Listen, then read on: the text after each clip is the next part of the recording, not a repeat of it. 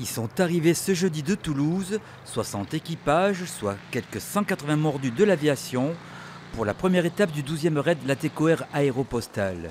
Une escale de 2 jours à Perpignan pour célébrer le centenaire de la première liaison aérienne Toulouse-Barcelone le 25 décembre 1918. Le Pierre Charles Latécoère va créer du lien entre les hommes, créer du lien entre les pays, créer du lien entre les continents.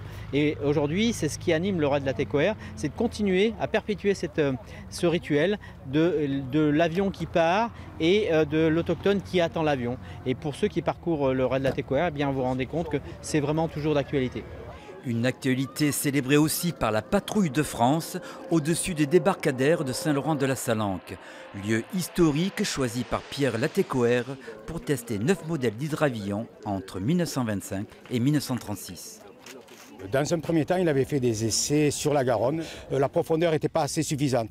Donc il est venu ici à Saint-Laurent, le site lui a convenu, c'est l'étang de Sals-le-Cat, il a deux appellations. Voilà. Et donc il a monté sa base d'essai d'hydravion ici sur cet étang. Dans les années 30, Mermoz et Saint-Exupéry y effectuent des essais.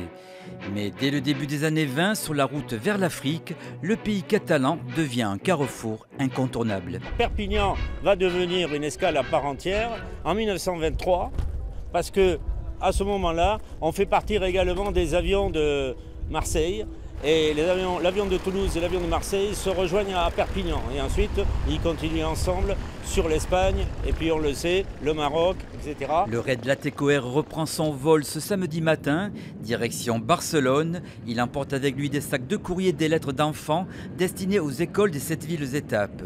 Arrivé à Dakar, prévu le 5 octobre.